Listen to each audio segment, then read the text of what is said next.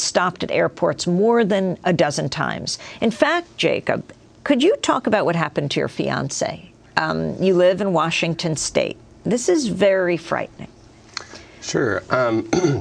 Normally I don't talk about her in public because I'm pretty worried about her being targeted, but since you brought it up, I guess, you know, she woke up in the middle of the night, one night, I think just a little over a year ago now. I was in Iceland working with a friend about their constitution's reform, and she saw two men outside of her house on the ground floor in her backyard, meaning that they were on her property inside of a fence, and one of them was wearing night vision goggles and watching her sleep.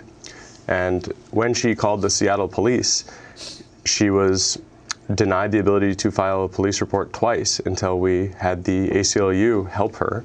And you know, much to their credit, Brian Alseth from the ACLU of Washington came down to her house. They again called the police, and finally on the third try, the Seattle police finally allowed her to file a report. I don't understand. What did the police say? She called and she said, there's someone with night goggles on looking in at me.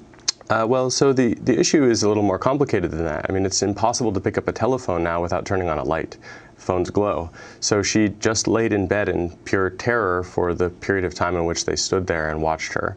And presumably this is because there was a third person in the house placing a bug or doing something else, and they're keeping watch on her to make sure that if she were to hear something or to get up, they would be able to alert this other person. And so when she called the police, she did so after the fact, and they came eventually, again, the third time that she called. And when they came, they indeed looked by the window, saw that there was broken grass that is outside of her window where they had been standing. They tried to tell her that she was hysterical, and I mean, who wouldn't be upset about that?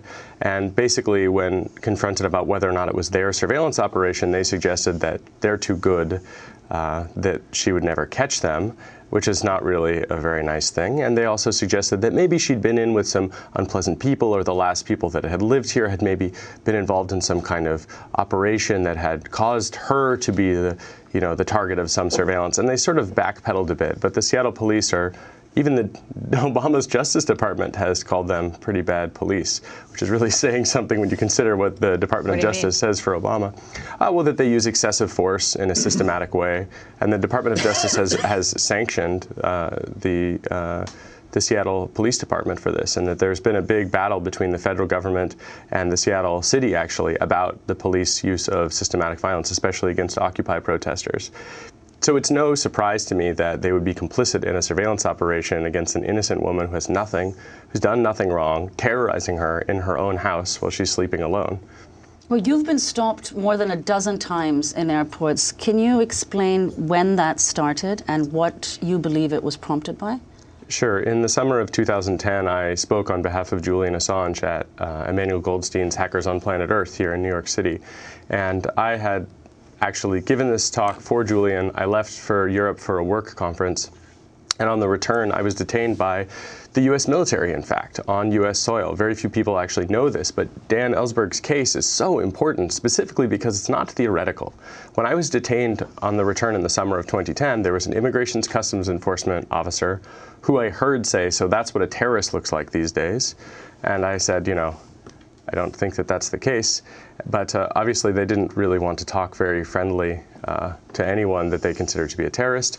But in the interrogation room, in which I mostly just used humor, there was a US Army guy. And this US Army person was in fact interrogating me, denying me access to a lawyer, denying me access to a bathroom, but giving me water. I mean, as far as enhanced interrogation techniques go, it's pretty light. They didn't waterboard me or do anything like that. But they did take my electronics, and I can't say anything more about that, unfortunately. Why? Well, because we don't live in a free country, and so if there were certain kinds of legal orders, I wouldn't even be able to talk about them in specific. I want to turn to a clip of you speaking at the HOPE conference, that's Hackers on Planet Earth, in 2010. You were speaking on behalf of WikiLeaks. Hello to all my friends and fans in domestic and international surveillance. I'm here today because I believe that we can make a better world. Julian, unfortunately, can't make it because we don't live in that better world right now, because we haven't yet made it. I wanted to make a little declaration for the federal agents that are standing in the back of the room and the ones that are standing in the front of the room, and to be very clear about this. I have on me, in my pocket, some money, the Bill of Rights, and a driver's license. And that's it. I have no computer system, I have no telephone, I have no keys, no access to anything. There's absolutely no reason that you should arrest me or bother me. And just in case you were wondering, I'm an American, born and raised, who's unhappy. I'm unhappy with how things are going. There you have it, Jacob Appelbaum at the HOPE conference, that's Hackers on Planet Earth in 2010. Jeremy, you said you were in Iceland, and we just read a headline.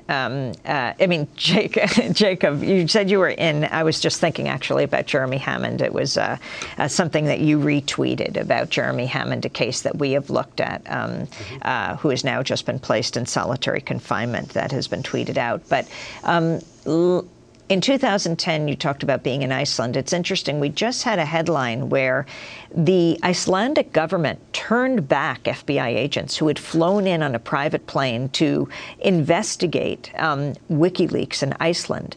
And the Icelandic government called them in and said, get out of here. Yeah, I've heard about that. That's great of the Icelandic government to do that. Dan Ellsberg, I saw you at the honoring of Julian Assange at the Museum of Modern Art, Yoko Ono Lennon Prize for Courage.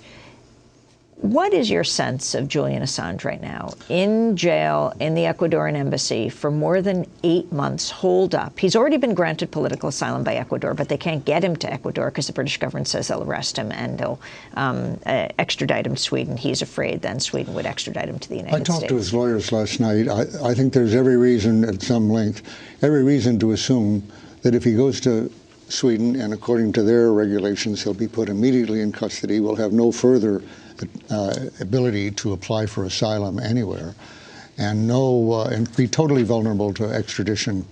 I asked, by the way, about the difference between Sweden and England when it comes to extradition. It turns out to be quite a complex subject, and I think I understand some of it now. I won't try to go into it.